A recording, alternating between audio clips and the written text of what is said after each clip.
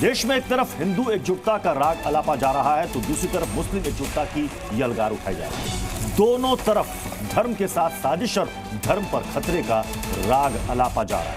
आज तीन जगहों से इसकी सीधी बानगी देखने को मिली। एक तरफ बाबा बागेश्वर धाम वाले धीरेन्द्र शास्त्री गजवाए हिंद के खिलाफ भगवाए हिंद की बात कह रहे हैं। कटेंगे तो बटेंगे, एक रहेंगे तो नेक रहेंगे के बयान को सही बता रहे हैं, हिंदू एकजुटता की बात कर रहे हैं। तो दूसरी तरफ जमीयत उलमा हिंद के मौलाना अरशद मदनी से लेकर all India Muslim personal law board के अध्यक्ष सैफुल्ला रहमानी वक्फ बिल पर मुसलमानों को अलग ही सलाह देने में जुटे हैं। कह रहे हैं कि वक्फ बिल मुस्लिम दीन और मुसलमानों के खिलाफ साजिश है और ऐसा किसी भी हाल में होने नहीं देंगे। असदुद्दीन ओवैसी वक्फ बिल पर मुस्लिमों को एकजुट होने का ऐलान पहले ही बुलंद कर चुके हैं। आखिर देश में यह क्या चल रहा है? एकजुटता के इस राग में कौन लगा रहा है आग और क्या इस तरह से अगर हम बटेंगे तो देश की एकजुटता अखंडता पर असर नहीं पड़ेगा? इस पर विस्तार से बात करेंगे, लेकिन अभी बात की आखिर आज की बहस क्यों? आज की बहस इसलिए क्योंकि बागेश्वर धाम के धीरेन्द्र कृष्ण शास्त्री ने भगवाए हिंद की मांग की है।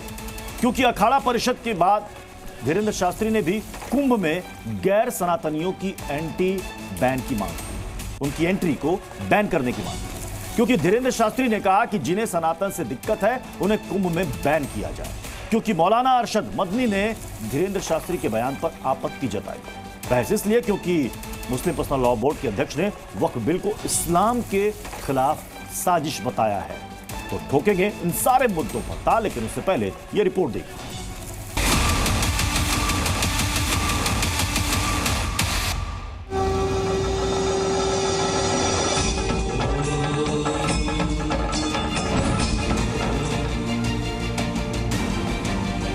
तो क्या गलत कर रहे हैं? वो गजवाई हिंद मांगते, हमने भगवाई हिंद मांग लिया तो तुम्हें आग लगने लगी,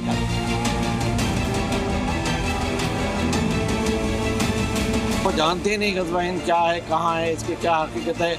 जिन लोगों को कुछ मालूम ही नहीं, जिहाद के बारे में उल्टी सीधी तशरीह करते हैं, लोगों को गुमराह करने का काम करते हैं। हम चाहते भी हैं कि हर हाल में गैर सनातनी का वहाँ प्रवेश वर्जित होना चाहिए।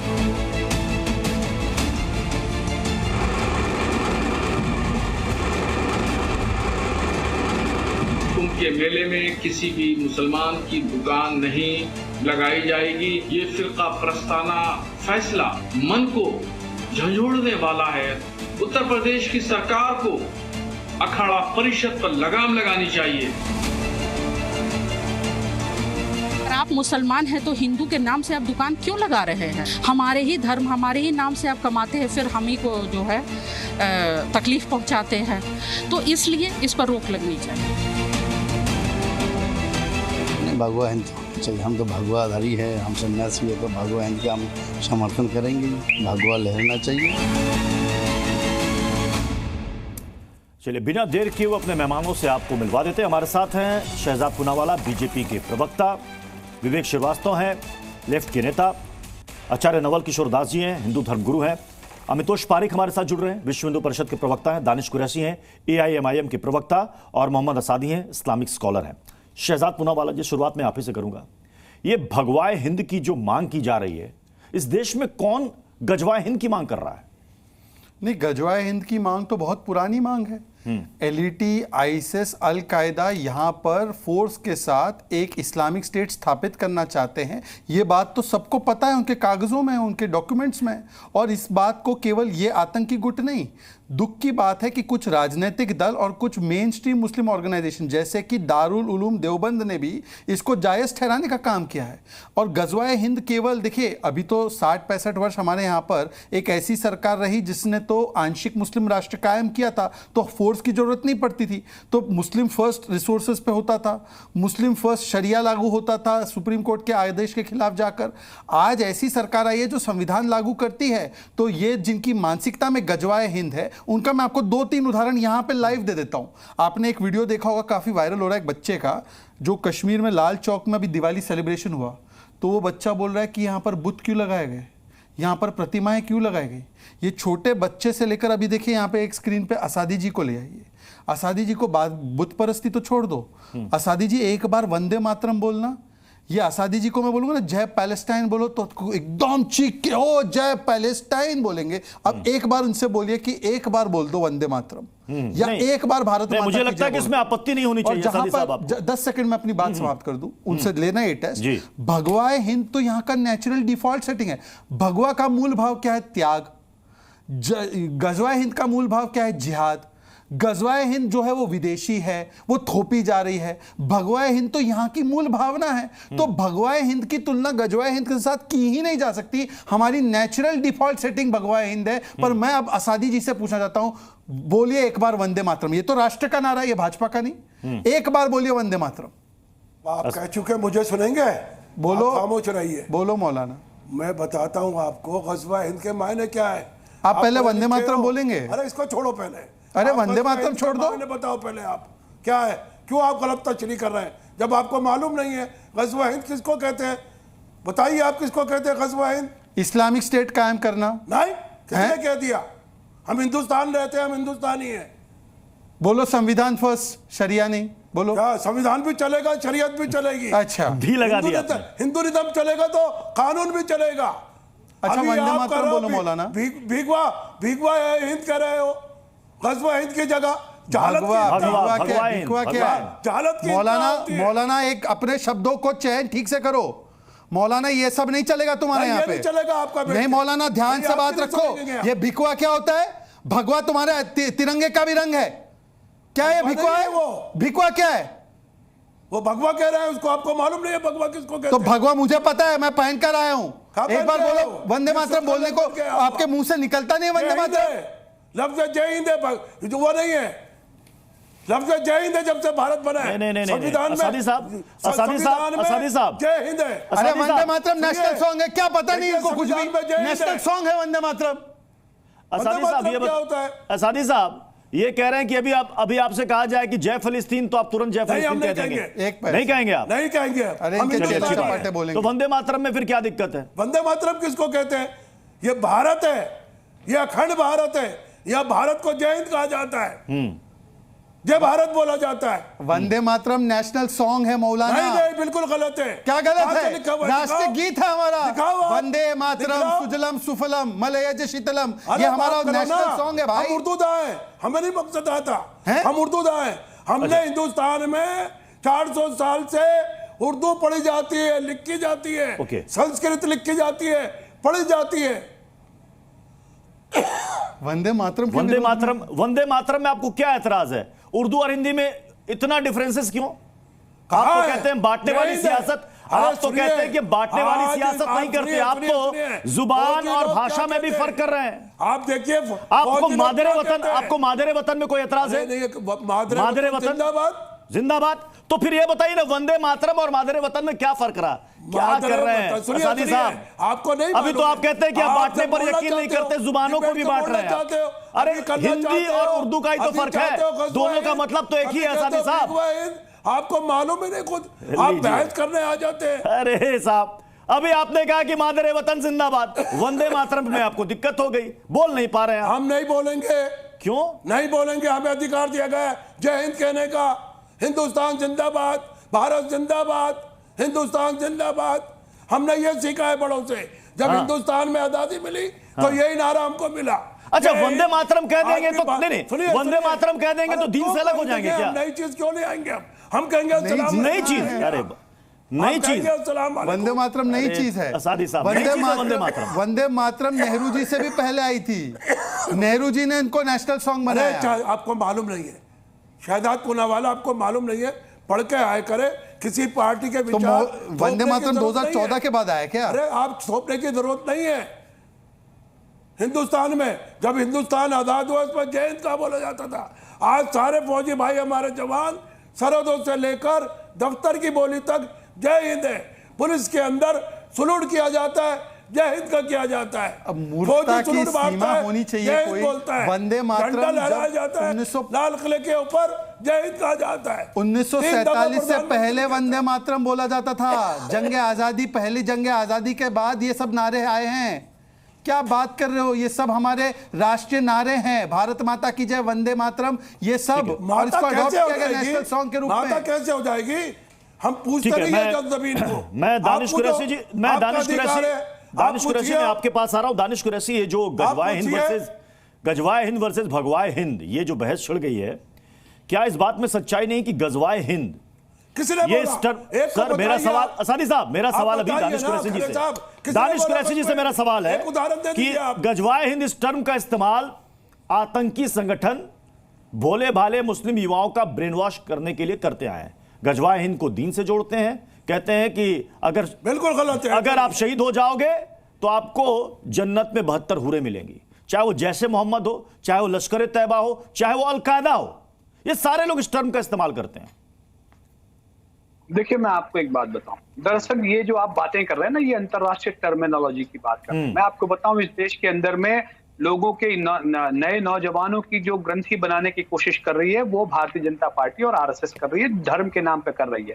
रोज धर्म के नाम पर आप देखिए कि खुद मतलब यानी आप आरएसएस के प्रमुख को भी ये डर लगने लगा कि वो ये कहने लगे कि भाई हर मस्जिद के अंदर में आप शिवलिंग मत ढूंढने निकलिए। आप समझिए, तो जिस तरीके का मतलब ये जहर जो बोया जा रहा है, मतलब इस तरीके से वो एक कराने की कोशिश की जा रही है। देश की विरोधी ताकतें हमेशा से ही अपने तरीके की नीतियां बनाती रही हैं और वक्त वक्त पे हर दौर में हर सरकार ने उसका मुकाबला किया है, चाहे देश के विरोध में पड़ोसी मुल्क हो या दूर देश में बसने वाले लोग हों। ये सारी चीजें आपके सामने हैं और उनसे मुकाबला वक्ती तौर की हर सरकार ने मुकाबला करा है। लेकिन सरकार के स्वरूप में जो लोग काम करने के निकले हैं बाहर, और वो लोग जो रोज सुबह शाम मॉब लिंचिंग कर रहे हैं, दरअसल ये भगवाए हिंद है। और ये सरकार के स्वरूप में कॉन्स्टिट्यूशनल रिस्पॉन्सिबिलिटी जिनकी है, वो यहां बैठ के ये कह रहे हैं कि भगवाए हिंद होना चाहिए। अरे भाई, क्यों होना चाहिए? कॉन्स्टिट्यूशनल हिंद होना चाहिए सबसे ऊपर। तो ये उसका अपमान करने वाले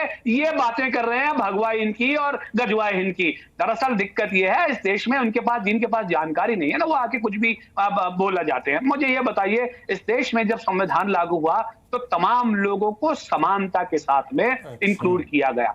उसके बाद ये बताइए, ये एक्सक्लूजन की पॉलिसी क्यों भारतीय जनता पार्टी या आरएसएस के लोग लेकर के आए हैं कि भाई ये अलग है, वो अलग है, ये इस्लाम अलग है, शहजाद पूनावाला, भगवाए हिंद इस टर्म का इस्तेमाल आप नफरत फैलाने के लिए कर रहे हैं।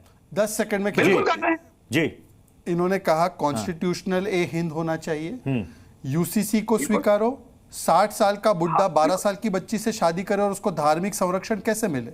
आप करो यूसीसी की पैरवी, करो 3 तलाक के कानून की पैरवी, करो शाह बानू से शायरा बानू तक जो सुप्रीम कोर्ट ने बोला उसकी पैरवी। और आप कह रहे हैं जिसके नाम पे मजलिस Ittehadul Muslimeen, exclusive free for Muslim, खरे जी आपके लिए जगह नहीं है। जिनकी पार्टी गजवाए हिंद वाली है, मतलब गजवाए सिर्फ एक मुसलमानों की पार्टी है, वो दूसरों को सेकुलरिज्म का ज्ञान दे रही है। ओहो कुरैशी जी, 100 चूहे खाकर कुरैशी जी हज को चली, ऐसे नहीं चलेगा भाई। अरे भाई, आपके नाम नहीं, पहले आपके नाम में डालो, मैं डालूंगा आपके नाम में डालो, मजलिस इत्तेहादुल भारतीय, मजलिस इत्तेहादुल भारतीय डालो। जवाब सुनिए आप। जवाब क्या सुनना है? मैं आपको एक बात, अरे क्यों नहीं जवाब नहीं सुनेंगे? तो यही तो प्रॉब्लम है ना। 3 तलाक और यूसीसी और 12 साल की बच्ची का शादी होना चाहिए। मानसिकता से बाहर निकलिए आप, आपको सुनना तो पड़ेगा। सत्ता में है तो विपक्ष की बात सुननी पड़ेगी, भागने से हम भागने नहीं देंगे। सांसद है, विपक्ष कोई और है। नहीं भागने देंगे आपको, नहीं भागने देंगे आप। अब सुनिए, अब आगे जवाब सुनिए। मैं आपको एक बात बताऊं, दरअसल दिक्कत क्या है कि ऑल इंडिया मजलिस इत्तेहादुल मुस्लिमीन, शायद मुझे लगता है कि जानकारी का अभाव है, इनको ये नहीं पता कि भाई हमारे यहाँ जो हमारा इलेक्शन कमीशन है उसके पास रजिस्टर है। दूसरे नंबर की बात, सिर्फ भारतीय जनता पार्टी या भारतीय होने से इस देश के अंदर में 2000 से ज्यादा लोगों के दंगे में मारे जाने का आरोप जिस पार्टी के ऊपर, आरोप तो क्या सारी दुनिया ने देखा है आपके पास में, उसके बाद आप भारतीय होने का अगर वो लेते हैं, फक्र लेते हैं, तो मुझे अफसोस है और मुझे इस बात का फक्र है कि मैं ऑल इंडिया मजलिस इत्तेहादुल मुस्लिमीन का सिपाही हूं। समझिए ये फर्क है भारतीय जनता पार्टी। सिपाही नहीं, रजाकार बोलते उसको। पगारदार है अंग्रेजों के, रजाकार हैं। पगारदार कहते हैं, मैं वफादार हूं, आप रजाकार हैं। वफादार रजाकार। ठीक है, विवेक श्रीवास्तव जी, गजवाए हिंद पर कई बार हम लोगों ने बहस की है।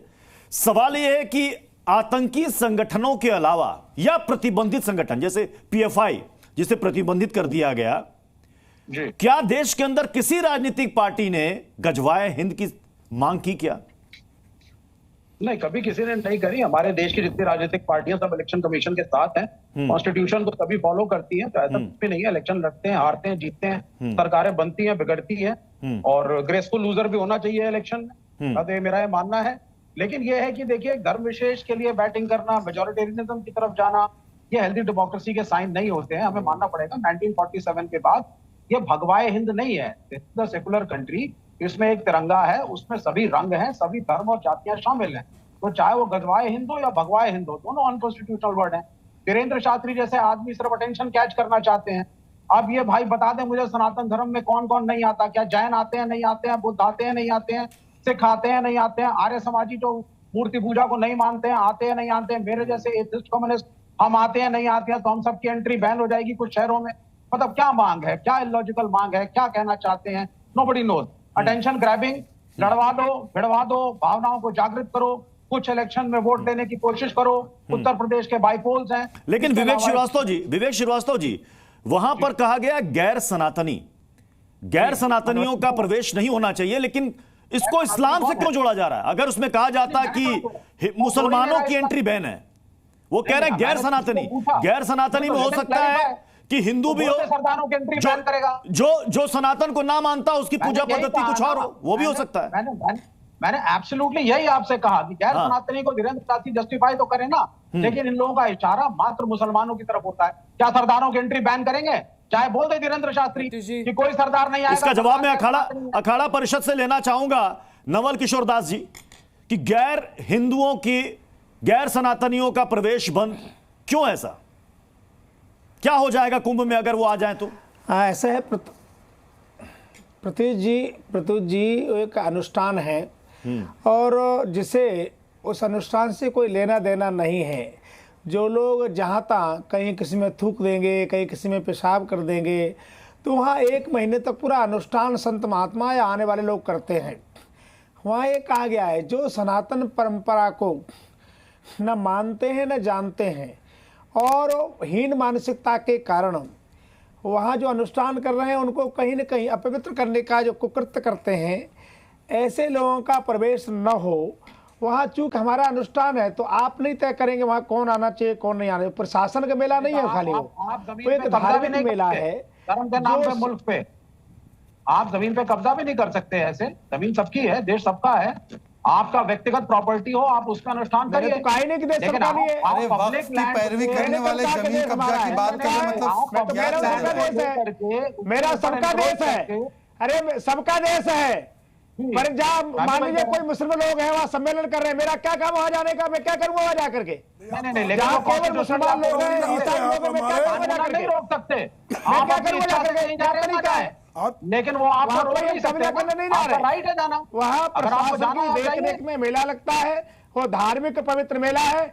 ऐसे किसी अवांछनीय व्यक्ति का प्रवेश होना चाहिए जहाँ से वहाँ की पवित्रता खंडित हो। मैं फिर कह रहा हूँ, और भैया जब आप गजवाए हिंद करोगे तो भगवा हिंद की मांग तो होगी ही। प्रत्येक मदरसे में, प्रत्येक मस्जिद में 5 बार सिखाया जाता है गजवाए हिंद बनाना है।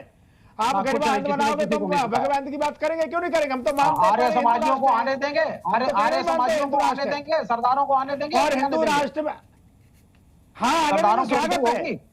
सरदार आ सकते हैं, वो गैर सनातनी नहीं है। और जैन वो भी गैर सनातनी नहीं है। आर्य समाजी तो पूजा नहीं मानते, वो भी गैर समाजी नहीं है। तो मतलब नहीं, एक सेकंड। नवल किशोर दास जी आपने कहा कि जैन भी आ सकते हैं, बौद्ध भी आ सकते हैं, सिख भी आ सकते हैं, ईसाई भी आ सकते हैं, मुस्लिम भी आ सकते हैं महाकुंभ में, गैर सनातनी आ सकते हैं। स्वागत है, वेलकम है उनका। देखो मुसलमान सब आ सकते हैं, आ सकते हैं नहीं, मैंने सीधा सवाल किया, आ सकते हैं नहीं। अभी आपने कहा जैन आ सकते हैं, सिख आ सकते हैं, पारसी आ सकते हैं, बौद्ध आ सकते हैं, सब आ सकते हैं, मुस्लिम भी आ सकते हैं, मुस्लिम भाई भी आ सकते हैं। स्वागत है। मुसलमान भी आ सकते हैं, आ सकते हैं, क्या बात है? आना चाहते हैं वो आ सकते हैं, स्वागत है, स्वागत है, उनका भी स्वागत है।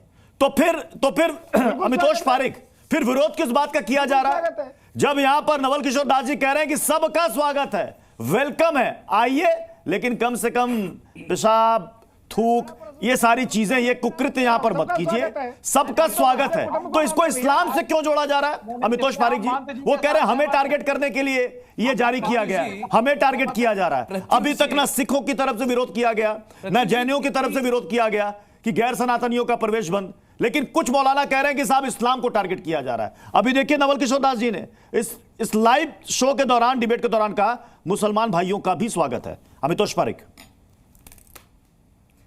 प्रत्युष जी, दिक्कत क्या है मैं बताता हूँ। भगवा हिंद और गजवा हिंद के अंदर में, भगवा हिंद के जब हम बात करते हैं तो एक श्लोक मुझे याद आता है, हिमालयन संभ्य यवत बिंदु सर्वरम हिंदुस्तमति ज्ञातम ही अंतरराष्ट्रीय अयोग्यता।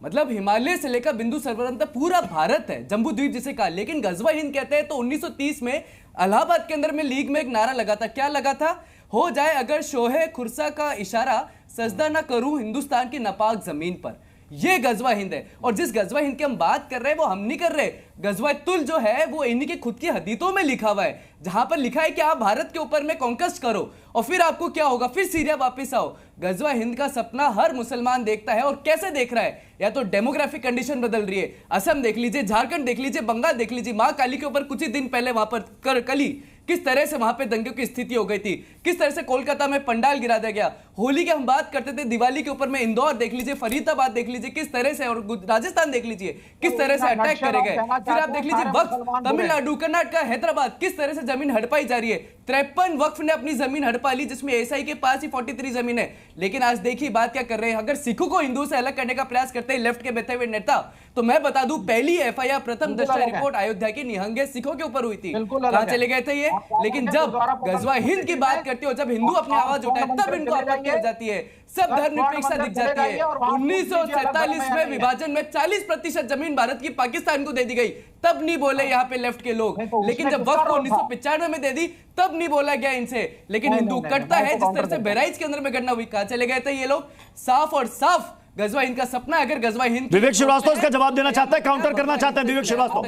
30 सेकंड के अंदर काउंटर करूंगा और सारे पॉइंट सुनते चले जाइए।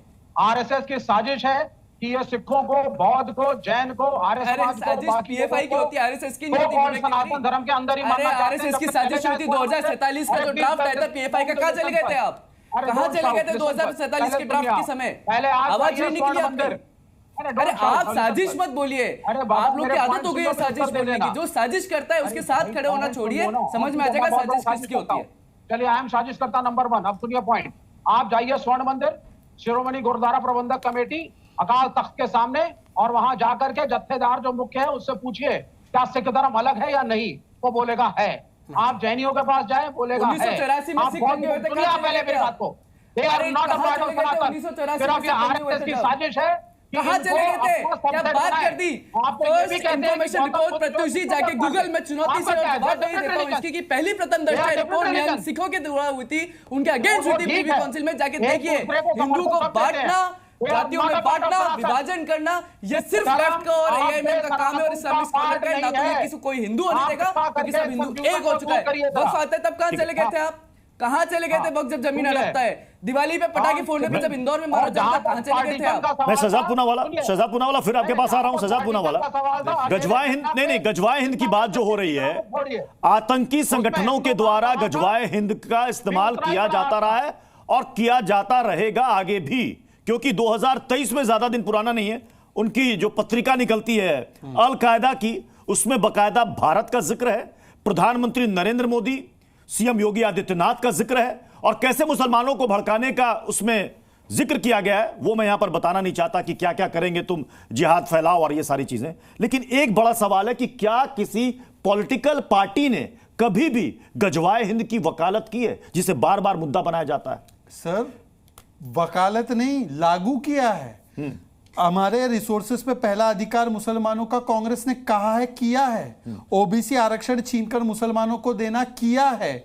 मुस्लिम फर्स्ट का आज ही महाराष्ट्र में समाजवादी पार्टी ने एमवीए को बोला है कि मुस्लिम फर्स्ट का मैनिफेस्टो आना चाहिए। और ये देखिए, दारुल उलूम देवबंद इशूज फतवा giving validity to Ghazwa e Hind, इनकी पैरवी और सपोर्ट कौन करता है? यही राजनीतिक दल दारुल उलूम देवबंद के साथ बैठे रहते हैं। तो ये लेजिटिमाइज किया गया है 60-70 वर्षों। लेकिन इसी गजवा हिंद के बारे में आरिफ मोहम्मद मोहम्मद साहब जो कहते हैं, हाँ, वो आरिफ मोहम्मद साहब कौन सी? जी जी जी, उनका कहना है कि देश में गजवाए हिंद नाम से एक झूठा कैंपेन चलाया जा रहा है। इसका मकसद लोगों के दिमाग में ये बात भरना है कि मुसलमान भारत के टुकड़े कर देंगे। इसे कौन स्वीकार करेगा? कोई भी स्वीकार नहीं करेगा। ये उनका कहना है कि ये भ्रम है, ये झूठा प्रोपेगेंडा है। उन्हीं को संदेश दे रहे हैं कि गजवाए हिंद वगैरह कुछ नहीं है। अभी देखिए दूसरी बात पे मैं, अभी विवेक जी ने बड़ी बात अच्छी की है।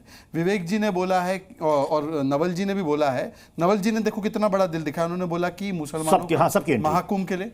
अब मैं विवेक जी और मौलाना आसादी से एक सवाल पूछता हूं, कोई मस्जिद चुन लो जो इनको पसंद हो, क्योंकि मैं मक्का मदीना की तो बात नहीं करूं, वहां पे तो हिंदू जाना वर्जित है। कोई एक मस्जिद चुन लो और वहां पे बोलो कि हम यहां पर हनुमान चालीसा करवा देंगे, कोई उनकी जो चॉइस की मस्जिद। ये वन वे सेकुलरिज्म क्यों चले? महाकुंभ में तो इनको आना है, अच्छा जाओ, संत साधु तो आपको इनवाइट भी कर रहे हैं, आप जाओ, उनकी पद्धति फॉलो करो। पर मैं एक ही चीज, अरे विवेक जी आप काहे बोल पड़े? एथियस्ट बोल पड़ा, क्या नवल किशोर जी कोई जिम्मेदार है? क्या एक बार बोलो कि ये सेकुलरिज्म की गंगा दोनों तरफ से बहे, तो ये चिल्लाने लगते हैं। नहीं नहीं, एक बार नहीं, हिंदुओं ने ठेका ले रखा है। आजादी साहब ओपन चैलेंज दिया है शहजाद पूनावाला ने, उन्होंने कहा कुंभ में आप सबका स्वागत है, आ जाइए। लेकिन ये कह रहे हैं कि कोई भी एक मस्जिद बता दीजिए, वहां पर हनुमान चालीसा करा दीजिए, भाईचारा कायम कर दीजिए, सांप्रदायिक सौहार्द। नहीं, ये कंपैरिजन ही गलत है प्रत्युष भाई। कैसे? कुंभ की जमीन पब्लिक जमीन है, मस्जिद एक पर्टिकुलर सोसाइटी की बिल्डिंग होती है, आप कैसे कंपेयर कर सकते हैं? आप जो एक सेकंड मैं इसका लॉजिक लेता हूं, एक सेकंड ठीक है, कैसे कंपेयर करेंगे? एक सोसाइटी का होता है, वो सरकार एक सेकंड विवेक जी कुंभ की जमीन पब्लिक के ऊपर हो रहा है। अच्छा विवेक जी सुनिए ना, सुनिए, अच्छा विवेक जी सुनिए, 10 सेकंड जमीन किसकी प्राइवेट? एक सेकंड मैं रिक्वेस्ट करता हूँ विवेक जी को, एक सेकंड भाई साहब अमिताभ जी, एक सेकंड, शहजाद पूनावाला उसका जवाब दे रहे हैं, एक मैं इसको थोड़ा सिंप्लीफाई कर देता हूँ। विवेक जी सिंप्लीफाई कर देता हूँ। अभी आपने देखा होगा दिवाली हुई तो दिवाली में सबने बोला दिवाली मुबारक। विवेक जी एक बार बोलो ईद की राम राम। नहीं, मैं ये इससे क्या मतलब है? नहीं, मैं कुछ भी क्यों बोलूं ईद की राम राम? अब इसमें क्या प्रॉब्लम है भाई? ईद की राम राम बोल दो। आप शहजाद पूनावाला बोलो लाल सलाम। नहीं, अरे लाल सलाम क्या, पीला सलाम, देखिए ग्रे सलाम, ब्लैक सलाम, सारे भगवा सलाम, सब सलाम ठीक है। नहीं विवेक जी, ईश्वर अल्लाह तेरो नाम, सबको सन्मति दे भगवान। जब ईश्वर अल्लाह एक है तो क्या दिक्कत है? हम तो दिवाली में मुबारकबाद देते हैं। अब यहाँ शब्दों और जुबान को लेकर तो पहले ही आपत्ति दर्ज करा दी थी असादी साहब ने। मादरे वतन ठीक है, लेकिन वंदे मातरम से दिक्कत है, जुबान में फर्क। एक इस्लामिक हो गया, एक हिंदू हो गया, मतलब दोनों ने चोला पहन लिया, मतलब जुबान को भी धर्मों में बांट दिया। जब मौलाना साहब ने जय हिंद और हिंदुस्तान जिंदाबाद कह दिया और उनकी जो दरिया दिली है, उनका प्रेम है अपने वतन के प्रति, उसमें कोई शंका नहीं है, तो यहाँ खड़े होकर के शब्दों के हेर फेर में उनको क्यों ह्यूमिलिएट किया जा रहा है? ये डेलिब्रेट इंसल्टिंग की जा रही है। आजादी साहब, वो आदमी आजादी साहब, नहीं कह रहे हैं कि मैं अपने आजादी साहब, दिवाली इंसल्ट क्यों की जा रही है? नहीं दिवाली नहीं, दिवाली मुबारक। देखिए दिवाली मुबारक, हम देखिए जुबानों में फर्क ना करें, मुबारक अच्छा शब्द है। विवेक जी मुबारक नहीं, मुबारक कोई खराब शब्द है क्या? कितना अच्छा शब्द है। उर्दू जुबान में जो मिठास है, मैं तो कहता हूं कि वो मिठास खोजे नहीं, मतलब ढूंढे नहीं मिलेगी, इतनी खूबसूरत मिठास है उसमें। मुबारक अच्छा है, अच्छा है, दिवाली मुबारक। अब हम लोग कहीं भी मिलते हैं तो राम राम कहते हैं कि नहीं विवेक जी? कहीं मिलते हैं एक दूसरे से तो कई जगह कहते हैं ना साहब राम राम, कैसे हो आप? नहीं, ये गलत बात है ना। उनका मन होता होगा अपने पड़ोसी को राम राम भी कहते होंगे, करते हैं, मन होता होगा कहते हैं, दिवाली की मिठाई भी खाते होंगे, लेकिन आप नेशनल टीवी पे खड़े करके और टोपी लगा के दाढ़ी बढ़ा करके आया है, तो जबरदस्ती उसको ह्यूमिलिएट करना और ये कहना ह्यूमिलिएशन है क्या? कौन ह्यूमिलिएट कर रहा है? कोई ह्यूमिलिएट नहीं कर रहा है, कोई ह्यूमिलिएट नहीं कर रहा है। और असादी साहब जवाब दीजिए। असादी साहब, हाँ ये गलत दिवाली मुबारक कहते हैं, हाँ। ये हिंदुस्तान की परंपरा है, हाँ। उर्दू जबान मुसलमानों की जबान नहीं है, हिंदुस्तानी जबान उर्दू जबान सबकी है, और उर्दू जबान के शब्द जो है वो कल्चर है, खिचड़ी जबान है। खिचड़ी समझते हैं? खिचड़ी में 5 दालें भी डलती है, 1 दाल भी डलती है, चावल भी होता है। इसी तरह उर्दू जबान खिचड़ी जबान है, जहाँ फारसी के, संस्कृत के, हिंदी के शब्द मिलाकर उर्दू बनी है। हाँ। उसके अंदर कश्मीर के भी अल्फाज है, उसमें बंगाल के भी अल्फाज है, तब जाकर ये 700 साल पहले उर्दू जबान बनी है। मतलब उर्दू का कुछ ओरिजिनल नहीं है, सब लिया हुआ माल अरे है। यार शहजाद पूनावाला, मतलब उर्दू भी वक्त की तरह है ना, सब बोरो किया हुआ है, कुछ अपना शायद नहीं है। आपने पढ़े लिखे नहीं हो। अगर किसी गुरुकुल में पढ़ लिया होता तो इस जबान का आप प्रयोग नहीं करते। मैं हिंदी में समझा दूं आपको, अगर किसी गुरुकुल में पढ़ लिए होते तो ये शब्दों का जो प्रयोग कर रहे हो। चलिए कम से कम आपको एक ज्ञान है तो मदरसे के बच्चों को गुरुकुल भेज दो। गुरुकुल और मदरसे में क्या अंतर है बताइए शहजाद पूनावाला, कहां से पढ़कर आए आप? चलिए तो फिर मदरसों को गुरुकुल में बनाने की व्यवस्था होगी तो कोई समस्या नहीं है ना। सब गुरुकुलों को मदरसा बना दीजिए ना, दोनों सेम है। मदरसों की परंपरा बहुत पुरानी है, गुरुकुलों की परंपरा ज्यादा पुरानी नहीं है। अच्छा अलीमुद्दीन असादी साहब, अभी आपने सुना हाँ जी, नवल किशोर दास जी ने कहा कि गैर सनातनी का मतलब इस्लाम और मुसलमान अपने से ना जोड़े। वो कह रहे हैं आपका भी वेलकम है, आइए महाकुंभ में साथ में वेलकम किया इन्होंने, वेलकम किया, आइए कोई दिक्कत परेशानी नहीं है। लेकिन कुछ मौलाना क्यों कह रहे हैं कि साहब ये इस्लाम को टारगेट करने के लिए बयान जारी किया जा रहा है गैर सनातनी का लफ्ज आया है जी। देखिए पहले हिंदुस्तान में होता था हिंदू और आर्य समाज, फिर सनातन धर्म। अब आर्य समाज को गायब कर दिया गया, लफ्ज हिंदू को गायब कर दिया गया। आज केवल प्रयोग हो रहा है सनातन का। पहले जब हमने सुना 50 साल पहले अपने बड़ों से, उसमें हिंदू भी थे, मुसलमान भी थे, सिख भी थे, ईसाई भी थे। मैं उस जगह से आता हूँ जहाँ हिंदी भी पली बड़ी, उर्दू भी पली बड़ी। मैं पुरानी दिल्ली वाला हूँ, किला मोहल्ला के नजदीक का हूँ। मैं जानता हूँ तहजीब हिंदुओं की, मुसलमानों की, सिख की, ईसाइयों की। और मेरा क्षेत्र जो है वो हिंदुस्तान में उसकी मिसाल नहीं मिलती, जहाँ मंदिर भी है, मस्जिद भी है, गिरजा भी है, गुरुद्वारा भी है, शिवालय भी है, और जैनों की बारादरिया भी है।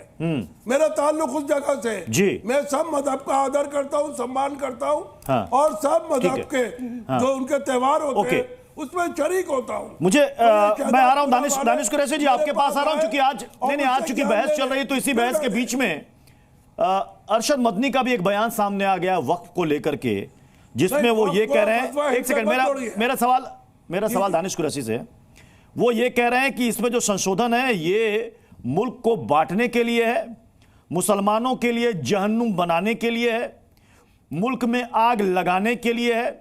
हमारी मस्जिदें 400-500 साल पुरानी है, अब 500 साल पुराना दस्तावेज हम कहां से लेकर के आएंगे?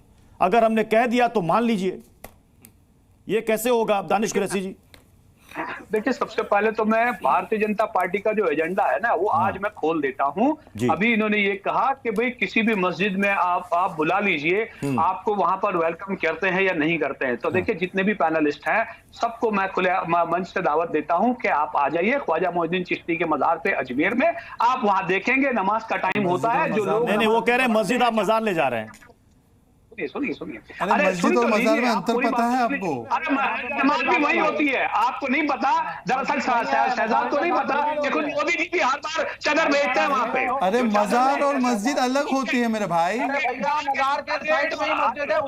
आप गए, पहले जा तो चले तो जाते, पता चलता। संघ की शाखाओं में ही जाते हो, कभी मजार वहां भी चले जाओ तो आपको पता चलता कि वो नमाज भी होती है। अब आपके पास ज्ञान नहीं है तो मैं क्या करूं शहजाद भाई। हाँ रह गई बात, अभी आप ज्ञान बांट रहे थे कि उर्दू का क्या है, तो पहले आप अपना नाम थोड़ा चेंज करना पड़ेगा, शहजाद से निकाल के कुछ और लिखना पड़ेगा। मेरा नाम उर्दू नहीं है भाई, मेरा नाम पर्शियन है, उर्दू नहीं है, ये फारसी है ये। अब मैं क्या बोलूं कुरैशी साहब, आपका सारा बॉल नो बॉल जा रहा है, नो बॉल जा रहा है सब कुछ। आप उर्दू पढ़ेंगे तब तो आपको पता फारसी पता चलेगी, वरना तो आप नफरत करेंगे। आप मुझे ये बता, मुगलों से इतनी नफरत है फिर फारसी भी? अरे मुगल क्या हमारे बाप है क्या, मुगलों को गोद में लिखाकर? बाबर आपका कौन है? ये बाबर औरंगजेब कौन है आपके? मेरे तो राम है, मेरे राम है, आपके बाबर औरंगजेब क्या लगते हैं? सुनिए अब आगे सुनिए, अरशद मदनी साहब ने जो कहा, सुनिए मैं आपको बताऊं, अरशद मदनी साहब ने जो बात कही, मैं आपको एक बात बताऊं। दरअसल इस देश के अंदर में तीन चीजें हम देख रहे हैं। सबसे पहली बात ये कही कि भाई अगर दस्तावेज नहीं है, तो मैं आपको भी रिसेंटली एक इंसिडेंट बताऊं। गुजरात के अंदर में सोमनाथ पाटन जो जगह है उसके अंदर में इलीगल डिमोलिशन किया गया और वहां पर सोमनाथ के जो इर्द गिर्द का जो मंदिर है उस पर डेवलपमेंट के नाम पर बहुत 700 साल और 600 साल पुराने मजार जो थे डिमोलिश किए गए। उसमें जबरदस्त लताड़ लगाई गुजरात सरकार को और अल्टीमेटम दिया कि अब इसमें आप कोई कार्रवाई नहीं करेंगे जब तक चीजें निकल के नहीं आती। आप मुझे ये बताइए कि कानूनी प्रक्रिया के बिना आप इस तरह से करेंगे तो इसका क्या मतलब है? आप क्या चाहते हैं? देखिए मैं कह रहा हूँ सरकार, सुनिए, देखिए इंटरप्ट मत करिए, आप इंटरप्ट मत करिए। मैं आप बोल रहे थे मैं खामोश था, सुन तो लीजिए। अरे सुन तो लीजिए, अरे सुन तो लीजिए। अब सवाल आके यहाँ ये कागज ही नहीं है, वो अधिकार जमाने लग जाता है। मध्य प्रदेश हाईकोर्ट का जजमेंट भी बताओ जस्टिस अहलूवालिया का, क्या कहा था? एक दिन जाके पूरे भारत को अपनी जमीन बता दोगे फिर क्या होगा? वहां भी लताड़ पड़ी थी, बताओ ना। असुद्दीन ओवैसी ने कहा कि हमारे पास कागज ही नहीं है, बताओ ना जाके किस तरह से तमिलनाडु के अंदर बिहार में पूरे गाँव को अपना बता दिया, फिर वापिस दे दिया गया बिहार हाईकोर्ट ने, बताओ ना जाके। अरे बिना कागजों के क्लेम करना, यही गजवा इनका है। एबोलिशन या लैंड पे कब्जा करना ये नियत है, और इस नियत को इस कॉन्स्टिट्यूशन देश के अंदर में क्या हुआ? मद्रास हाईकोर्ट ने शरिया कोर्ट की बात किया, क्या हुआ? क्यों किया जानते हैं आप? क्योंकि आपकी ये जो वक्फ कहा था भारत के संविधान में, जरा ये बताना मुझे। संविधान हिंद बजाने मत बनाने के बदले के अंदर में वक्फ को इल्लीगली यूज करके ओनरशिप क्रिएट करके बिना कागज के हिंदू की जमीन में लूटना, ये अधिकार। सुनिए अरशद मदनी साहब की, अब मैं आपको एक बात बताऊं। दरअसल दिक्कत यह है कि सरकार का काम जो है संविधान हिंद लागू करना, उसके बजाय वो जब खुद भगवा हिंद का स्वरूप धारण करती है, संविधान तो हिंद है, संविधान को बात में संविधान हिंद से एक और सवाल संविधान को शरिया कोर्ट है ना, 1 मिनट में 10 सेकंड केवल दानिश कुरैशी जी अच्छा नहीं अच्छा इस्तेमाल किया आपने एक टर्म, ना गजवाए हिंद ना भगवाए हिंद, संविधान हिंद। अच्छा शब्द है। 10 सेकंड संविधान सबके लिए, और संविधान के सामने सब एक समान एक बराबर। केवल 10 सेकंड जी। संविधान हिंद के तहत एएमयू और जामिया में SC ST रिजर्वेशन होना चाहिए। दानिश भाई बोलिए एक बार। अब बिल्कुल होना चाहिए, फिर इसमें भी हटा दीजिए। तो फिर यूपीए के जमाने में हटाया क्यों? यूपीए के जमाने में हटाया क्यों? आप साथ में बैठे थे, वहां पर क्यों संविधान हिंद नहीं किया? वहां पर क्यों मुस्लिम फर्स्ट कर दिया? अब हमसे तिरुमला मंदिर में क्या करेंगे बताइए? तिरुमला में क्या करेंगे? तिरुमला और जामिया का क्या कोई कंपैरिजन है? जामिया नेशनल यूनिवर्सिटी है, एएमयू स्टेट गवर्नमेंट के, सेंट्रल गवर्नमेंट की फंडेड यूनिवर्सिटी है। बिल्कुल कंपैरिजन है। आपके पास अगर कॉन्स्टिट्यूशन का ज्ञान नहीं है तो हम क्या करते हैं? जामिया एएमयू की तुलना तिरुमला से कर रहे हैं भाई। तिरुमला तो टैक्स भी भरता है, वह कौन सा टैक्स भरता है? बागेश्वर धाम के पीठाधीश्वर ने कहा है कि वो एक यात्रा निकालने वाले हैं भगवा हिंद को लेकर, हिंदुओं को एकजुट करने के लिए। तो क्या देश का हिंदू बटा हुआ है क्या, नवल किशोर दास जी? अच्छा पृथ्वी जी बताइए, ये संवैधानिक अधिकार हिंदुओं के है कि नहीं एक रहें? और कोई समाज का व्यक्ति पूरे समाज को एक करना चाहता है, किसी भी हमले की बात तो नहीं की। नहीं, मैंने सवाल किया कि क्या हिंदू बटा हुआ है क्या? क्या हिंदू बटा हुआ है जिसको एक करने की बात हो रही है? बटा हुआ है क्या हिंदू? नहीं, हिंदू को कहीं ना कहीं जातवाद क्षेत्रवाद में मंत्री का ये काम नहीं है तो की जाती है ना, करना जातवाद क्षेत्रवाद पंथवाद में हिंदू को बांटने की बात की जाती है। अभी नहीं कह रहे, मेरा सवाल नवल किशोर दास जी से था। सनातनी मूल तो है ही, हमारे बंधुओं को कहीं ना कहीं जातवाद पर पंथवाद पर बांटने की कोशिश की जाती है। तो धर्माचार्यों का, देश के प्रमुख लोगों का दायित्व है कि अपने समाज को एकजुट करने का, अपने समाज को, ठीक है, अपने समाज को एकजुट करने का दायित्व है। पूरे समाज को, पूरे हिंदू समाज को जी दानिश कुरैशी जी बटेंगे तो कटेंगे, एक रहेंगे तो नेक रहेंगे। इस बयान को लेकर के काफी विवाद हुआ और कहा गया कि साहब ये हिंसक बयान है, ये देश को तोड़ने वाला बयान है। बटेंगे तो कटेंगे, एक रहेंगे तो नेक रहेंगे। क्या गलत है? एक सेकंड नवल किशोर दास जी, मेरा सवाल दानिश कुरैशी जी से। दानिश कुरैशी जी, जब आप कहते हैं कि ये बयान बांटने वाला बयान है, ये हिंसा फैलाने वाला बयान है, तो अब ये बताइए कि आप ही के पार्टी के चीफ एक वक्त उन्होंने कहा था कि एकता एक ताकत एक आशीर्वाद है। ये जनवरी 2024 का बयान है। उन्होंने कह रहा है युवा मुसलमानों को सतर्क और एकजुट होना होगा, अपना समर्थन और ताकत बनाए रखें, अपने मस्जिदों को आबाद रखें। ऐसा हो सकता है कि मस्जिदें हमसे छीन ली जाए। मुझे उम्मीद है कि आज का युवा जो कल का बूढ़ा व्यक्ति होगा अपनी नजरें रखेगा और इस बारे में गंभीरता से सोचेगा कि वो कैसे खुद की, अपने परिवार की, अपने शहर की, अपने पड़ोसी की मदद कर सकते हैं। एकता एक ताकत है, एक आशीर्वाद है। ये भी तो एकता की बात कर रहे हैं, सीएम योगी आदित्यनाथ भी एकता की बात कर रहे हैं। बिल्कुल, मैं आपको एक बात बताऊं। अच्छा, अभी ये जो तो आपने मतलब वो पढ़ा- बयान हिंसा का और भड़काऊ हो गया, फिर इसको किस कैटेगरी में रखेंगे? सुन तो लीजिए, आप सुन तो लीजिए। मुझे ये बताइए, किस प्रदेश के मुख्यमंत्री के पावर के हैसियत से उन्होंने कहा था? प्रदेश कौन सा प्रदेश के मुख्यमंत्री? असदुद्दीन ओवैसी साहब, बताइए। भाई पार्टी के एक पार्टी के चीफ हैं, एक जिम्मेदार सांसद हैं, सांसद है ना, मानते हैं ना, सांसद है ना। मैं यही समझा, अब यही समझ रहा। सुनिए, देखिए, जब उत्तर प्रदेश के मुख्यमंत्री एक बात कहते हैं तो वो पूरे 22, 24, 25 करोड़ जो लोग हैं उन लोगों की बात करनी चाहिए। उनकी पार्टी के लोग अगर और आपके पार्टी के चीफ कहते हैं कि सारे मुसलमानों की बात करते हैं।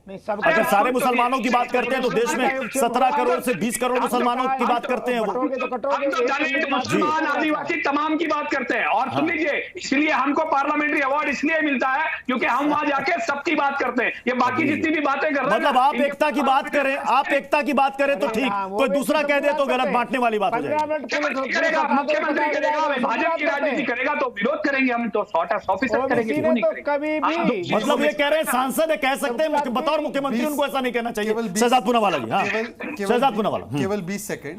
बटोगे तो कटोगे, ये सांप्रदायिक वोट जिहाद बड़ा सेकुलर है। मुसलमानों एक हो जाओ और हमें वोट दो, ये बड़ा सेकुलर है। और ये कहना, देखिए कि अब हिंदू क्या है, जीवन शैली है, वे ऑफ लाइफ है, सुप्रीम कोर्ट ने परिभाषित किया है। तो अगर एक मुख्यमंत्री कहता है कि हिंदू मतलब भारतीय सब एक हो जाओ, तब तो वो सांप्रदायिक है। पर मुसलमान जिसमें पसमानदा, अशरफ और इतनी सारी भेदभाव है, उसको एक करना है वोट के लिए, वो ठीक है। और दूसरी बात, भाई प्लीज, मैं बीच में नहीं बोल रहा था, ये ऑर्केस्ट्रा क्यों बजता है भाई इतना?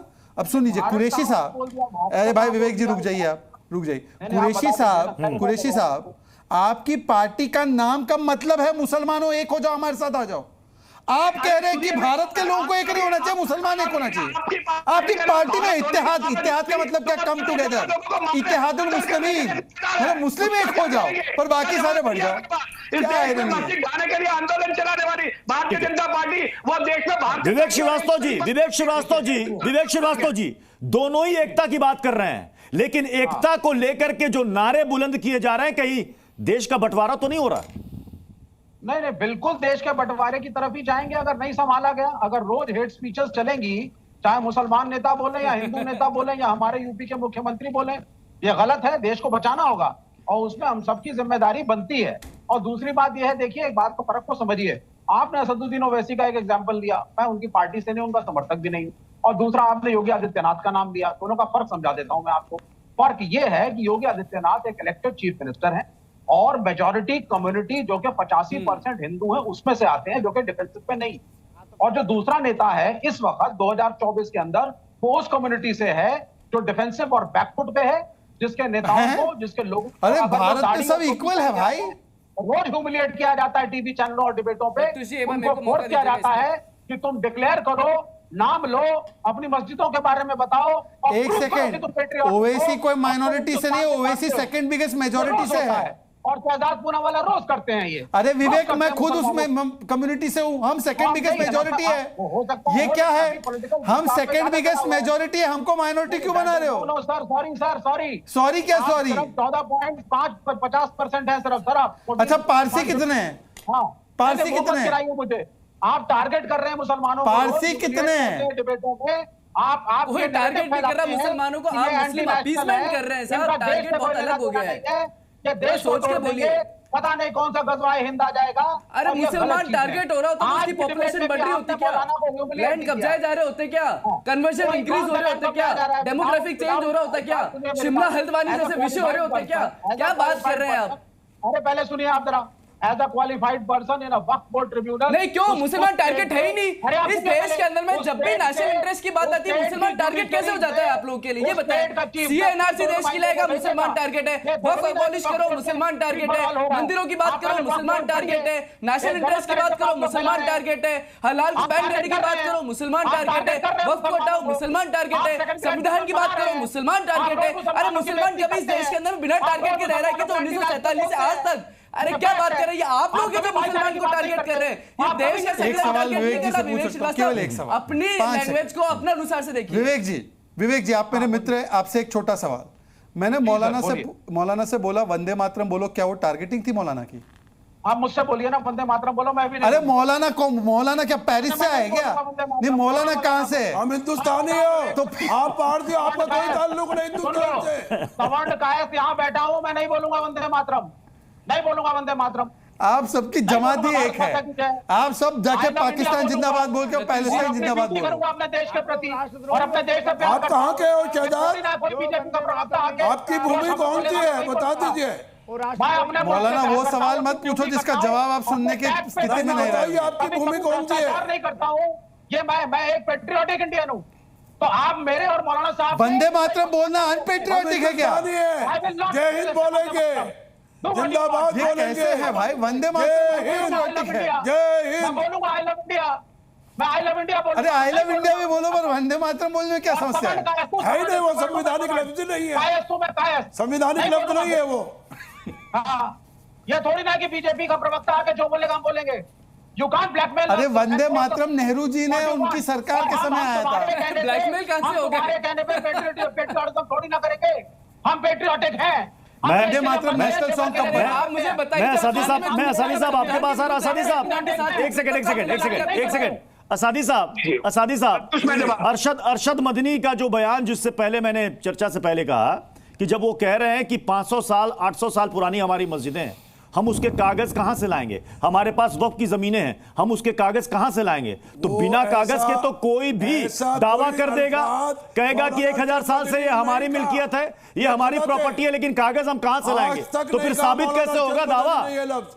कागज है मस्जिदों के, चाहे 700 साल पुरानी हो, 900 साल पुरानी हो, कुतुब मीनार हो, लोधी का मकबरा हो, लोधी की मस्जिद हो, ये मुगलों से पहले की है, उसके कागजात हैं। कागज है तो दिखाओ। अब नहीं, अभी तमिलनाडु में जो 1500 साल पुरानी वो मंदिर थी, उस पर वक्त में दावा कर दिया। आपके गलत करे साहब, वो गलत। अच्छा वो गलत है, अच्छा वो गलत है। दिल्ली में संसद, दिल्ली में जहां संसद बनी है वो भी वक्त की जमीन है। बिल्कुल है, बिल्कुल है। पूरी दिल्ली वक्त की जमीन पर बसी हुई है। दिल्ली के अंदर 40 पूरी दिल्ली बसी हुई है वक्त की जमीन पर। पूरी दिल्ली नहीं, हाँ 40%। नहीं, हो सकता है कि आने वाले वक्त में धीरे धीरे आपके पास और कागज दस्तावेज आने लगे। जी आप तो प्रवक्ता बन जाते हो। नहीं, प्रवक्ता की बात नहीं है। वक्त में जो मामले सामने आ रहे हैं वो धीरे धीरे करके खुल रहे हैं सर। न्याय बनो, सच बोलो। आप एंकर है सर, वो कोर्ट तय करेगा सर, वो कोर्ट तय कर लेगा, कोर्ट तय कर लेगा किसकी जमीन है, किसकी प्रॉपर्टी है। जमीन हमारी है, कोर्ट ने माना है। बाबरी मस्जिद का फैसला माना है कि ये वक्फ बोर्ड की जगह है, मस्जिद है। अब अभी चंद्रचूड़ जी ने 4 दिन पहले भी इस बात को दोहराया। जमीन कहाँ से अरब से लेके आए थे क्या? चलिए, समय समाप्त हो रहा। बहुत बहुत शुक्रिया आप सभी मेहमानों का हमारे साथ ताल ठोक के में जुड़ने के लिए।